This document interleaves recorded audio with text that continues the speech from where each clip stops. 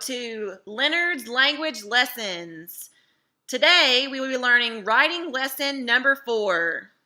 Our learning targets for today are: I can recall terms and facts associated with the types of sentences based on complexity, classify sentences based on their complexity, and vary sentence structure effectively by incorporating different types of sentences based on complexity into my writing. Sentences can be classified in 2 ways. In our previous writing lesson number 3, we talked about the first type, which was based on purpose. The second way is based on complexity.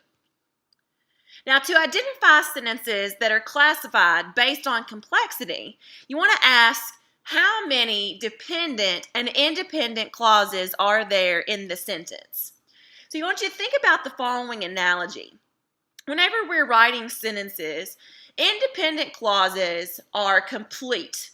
They are full. They need nothing else. So we want to give them a green light because nothing else needs to be added to them.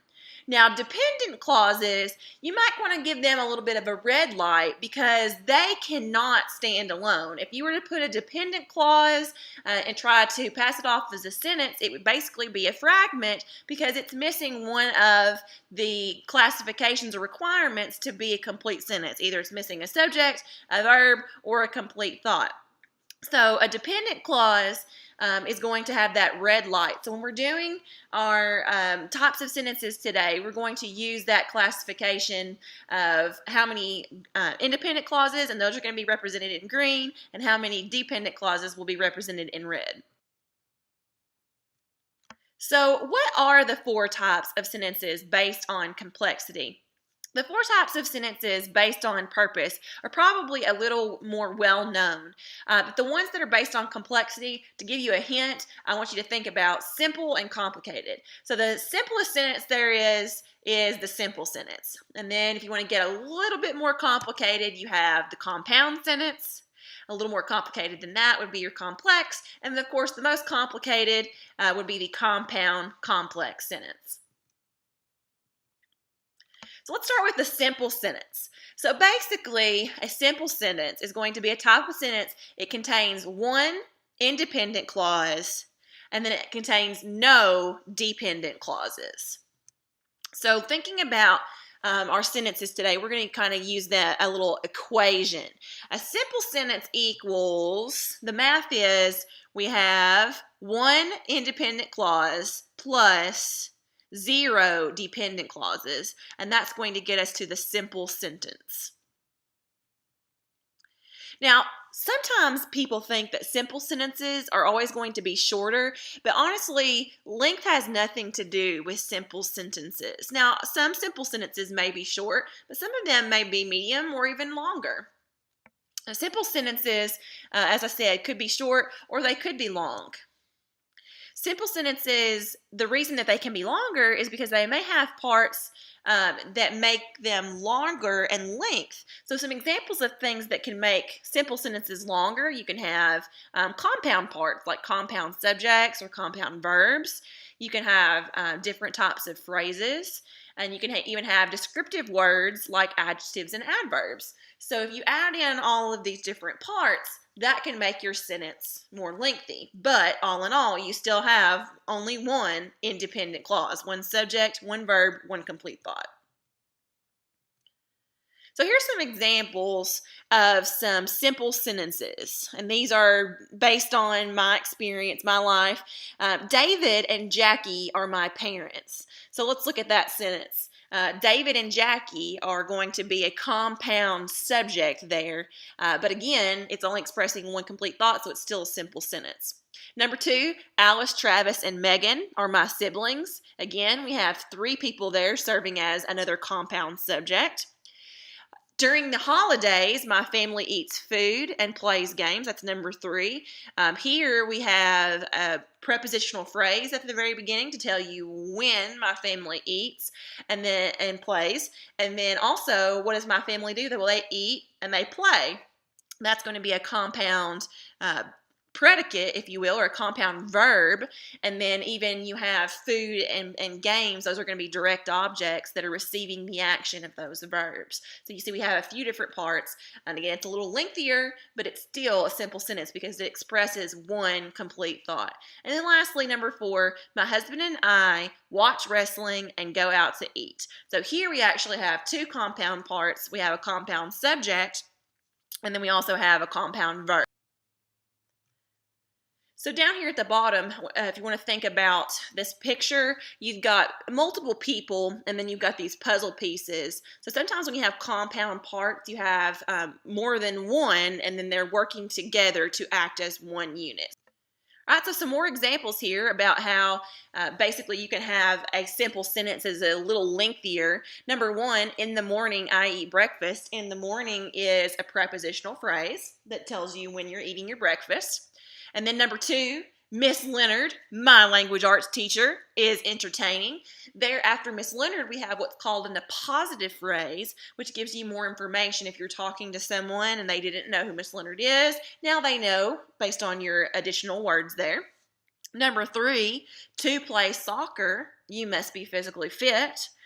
There we're introducing our sentence with an infinitive phrase that gives you more information about why you must be physically fit. So that gives you a little bit more information in your sentence. And then number 4, at the beginning of class, well-behaved students write in their agendas and complete their bell ringers immediately. Again, that one seems very lengthy, but if you think about it, we have one subject, students. What are they doing? They're writing and they're completing, and you tell what they're writing in and what they're completing, how they're doing it. We're adding some details like prepositional phrases at the beginning of class, adjectives like well-behaved, and then immediately would be adverbs. You've got a lot of descriptive words, but again, you still have one complete thought, so it's still a simple sentence. All right, so moving on, that was our simplest type of sentence. Now we have a compound sentence. Basically, a compound sentence is going to be a type of sentence that contains 2 or more independent clauses and no dependent clauses. So basically, if you think about our sentence equation, a compound sentence equals 2 or more independent clauses plus 0 dependent clauses. So again, it's still just the independent clauses that we have more of. We're not getting complex just yet, but we do have more than one independent clause. Now, it's very important, we'll talk about this probably a little bit later, if you're doing a compound sentence, what you have to avoid are run-ons. When you're joining 2 sentences together, you have to make sure to do so properly. So there are 4 ways to make a properly written compound sentence. When you do that, you have to use correct conventions, capitalization and punctuation in particular. The first way, and the most common way, is to use a comma and a conjunction. The second way is to use a semicolon. The third is a semicolon, conjunctive adverb, and a comma. And then the fourth way is to use a colon. So one of the easiest things that you can do when you're writing compound sentences is you can use conjunctions, particularly coordinating conjunctions and conjunctive adverbs, to show relationships between sentences. So here you have this picture that you've got this conjunction in the middle, and what a conjunction does is it joins, and also a conjunctive adverb, you hear that part conjunction in there, it joins usually something on either side. So in this particular case, you can join words, you can join sentences, and we are joining sentences in this particular case. So some examples of conjunctions and conjunctive adverbs that show relationships. Let's say you want to add something on or show a similarity. Well, then you would use the conjunction and, or you can also use a transitional word or a conjunctive adverb like also or additionally.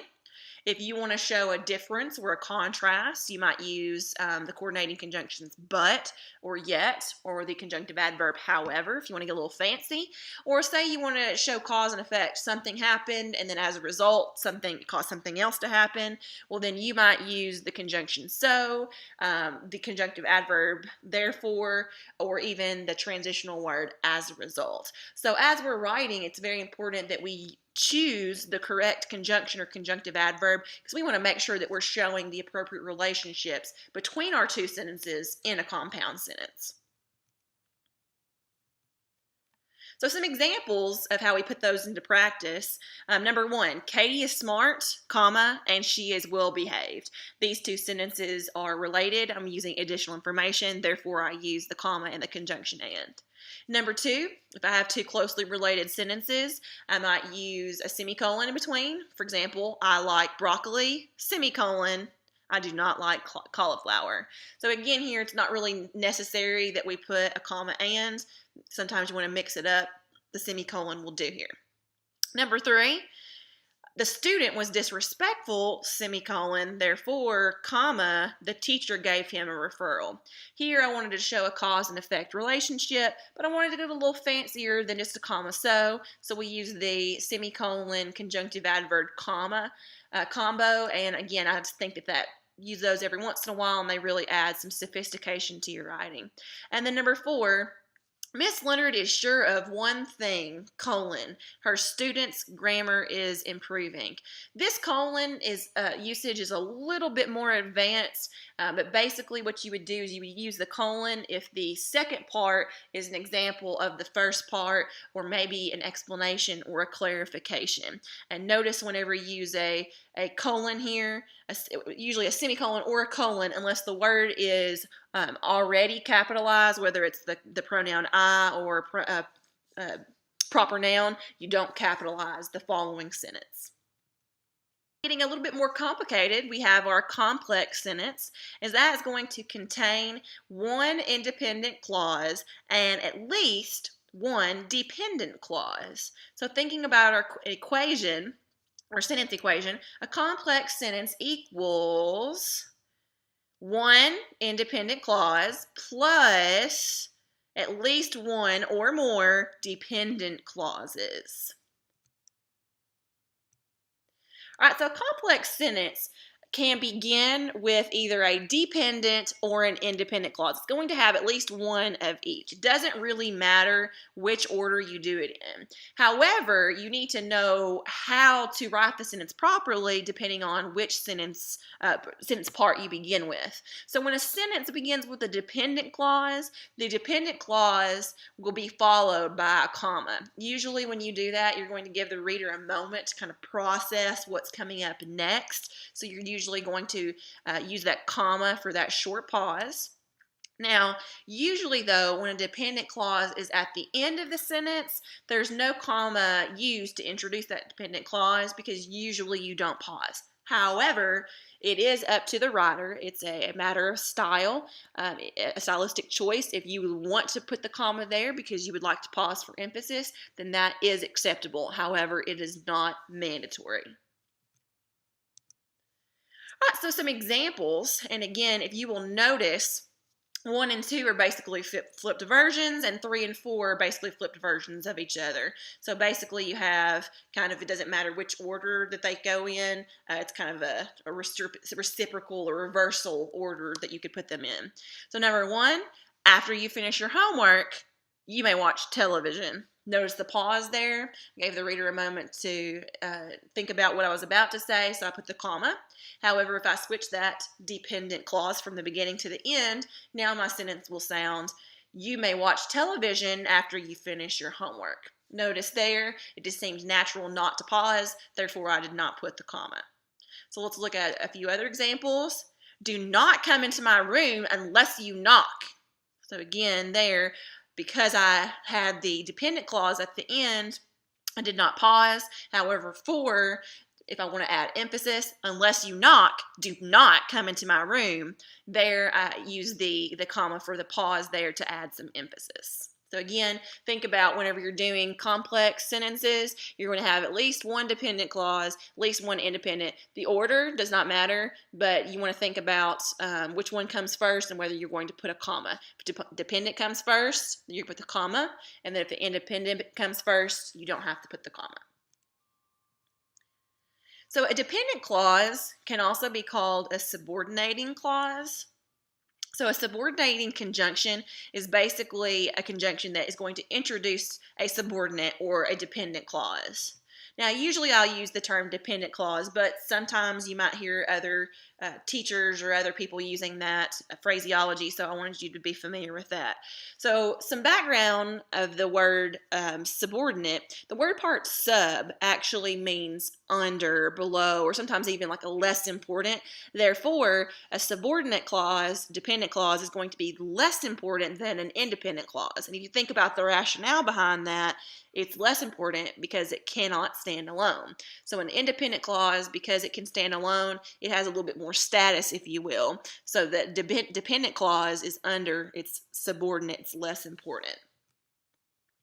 So one thing that you will need to be familiar with if you're looking for dependent clauses are some examples of subordinating conjunctions. So some common ones that I put here: after, although, as if, as long as soon as though, because, before, how, if, in order that, since, so that, than, though, unless, until, when, whenever, where, wherever, whether, and while.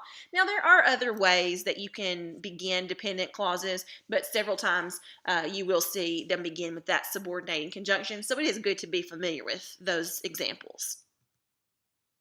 And here's just a little analogy that you can use to kind of remember. If you think about an independent clause and a subordinate clause, think about it kind of in a way of you have a teacher and you have a substitute, or you have an actress and you have an understudy. Someone that substitutes, or like, a main player and a substitute, that takes the place of another, it's not that they're necessarily not as good, but sometimes they are under, sometimes less important, and they will come in and substitute, but they are still considered under. So that's kind of that same thought process as a subordinating conjunction. So some examples of some complex sentences, and you can kind of see which one starts with a dependent or an independent clause. Number one, although she knows better, she started her sentence with me and so-and-so. So notice we have that subordinating conjunction there, although, and because we began with a dependent clause, we put the comma after that introductory clause there before our independent clause. Number two, Miss Leonard would not let me finish my story because I used incorrect grammar. Of course, because there is going to be our subordinating conjunction, and again, there's no need for a comma there because there was no pause. A lot of people have been misinformed that you need a comma to go with the word because, but typically there is no need for it. Number three, if you use incorrect grammar, you will receive a grammar ticket. So again, we notice that the sentence begins with that dependent clause, beginning with the word if. We pause there for emphasis, making sure that the person is listening, and then we finish our thought with our independent clause.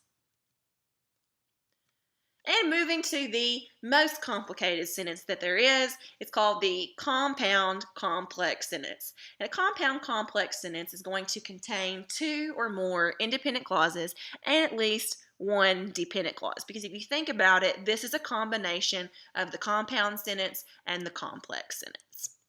So basically, our equation is compound complex sentence equals two or more independent clauses plus one dependent clause, or possibly more.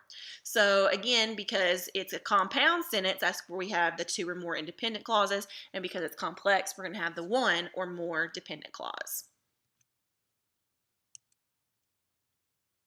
So remember what I said, a compound complex sentence is a combination of a compound sentence and a complex sentence. Therefore, a writer must follow all the rules for both. So like a compound sentence, there are four ways to make a compound complex sentence. So if you think about it, you kind of have your easiest way, which would be to use a comma and a conjunction. That's kind of like that blue step over here. It's the easiest. It's the most used way of making a compound sentence and a compound complex. Or you could use a semicolon. That's going up to the green. That's a little bit fancier, a little bit more difficult. Then you can use a semicolon, a conjunctive adverb, and a comma. And again, that's getting onto the yellow there. It's a little bit more difficult, a little fancier. And then the fanciest way to create a compound and a compound complex sentence is going to be to use a colon. So thinking about a compound complex sentence, because we are following the rules for a compound, we have to make sure that we punctuate appropriately whenever we use the compound complex sentence. Now, like a complex sentence, a compound complex sentence can begin with either a dependent or an independent clause. So think about the ordering is going to be able to be reversed, and it doesn't matter which order it comes. The dependent clause can come first, and then if it does, the sentence, when it begins with a dependent clause, the dependent clause will be followed by a comma, and then when the dependent clause is at the end of the sentence, no comma will be needed to introduce the dependent clause. So again, just following that same format for the complex sentence as far as punctuating whether or not the dependent clause comes first or last. So here's some examples of some compound complex sentences. Number 1, after he finished, he turned in his assignment, but he had forgotten to write his name on it. So if you'll notice, we begin with a dependent clause after he finished, and then to continue on, we have he turned in his assignment. That's a complete thought, so that's an independent clause, but he had forgotten to write his name on it. He had forgotten to write his name on it is another independent clause. So here we have one dependent clause, two independent clauses, so we have our compound complex sentence. Number 2, if we answer a challenging question, we will be rewarded with a treat, semicolon. However, if we do not say thank you, we must give it back. So here we actually have a dependent clause to begin, followed by an independent clause. We've joined it together with a semicolon, conjunctive adverb, and a comma. Then we have another dependent clause if we do not say thank you, and then we have another independent clause, we must give it back. So we actually have 2 of each, 2 dependents, 2 independents, still a compound complex sentence. And then number 3, after the teacher reviewed the answers, the student calculated his score, colon, he scored a proficient. So here we have after the teacher reviewed the answers, that's a dependent clause, followed by an independent clause, the student calculated his score. Then we want to give you more information. What was the score? Well, he scored a proficient. That's another independent clause. So here we have 1 dependent, 2 independents, still a compound complex sentence. So again, you see, these are actually not so intimidating once you break them down. They're a lot easier than you think to use them in your writing. And again, if you can get to that point where you can incorporate a variety, including a compound complex sentence, you'll show that your writing and your sentence fluency is very sophisticated, and that will definitely get you to the next level as far as your writing scores go. So let's see, now that we have gone through our types of sentences based on complexity, if we accomplished our learning targets. So see if you can say these as we go through our learning targets. I can recall terms and facts associated with the types of sentences based on complexity. I can classify sentences based on their complexity. So if I gave you some example sentences, could you categorize them and tell me whether it was simple, compound, complex, or compound complex? And then most importantly, can you put what we have learned into practice by varying your sentence structure effectively, by incorporating different types of sentences based on complexity into my writing? So hopefully today, as we have learned about this more sophisticated type of learning, it's kind of that higher order thinking. It's a little bit more difficult than the types of sentences based on purpose. Now you can start to understand those different types of sentences based on complexity, and we can add those into our writing. And as we said before, that's going to make our writing scores a lot more advanced if we can vary our sentence structure effectively. Thank you for your listening today.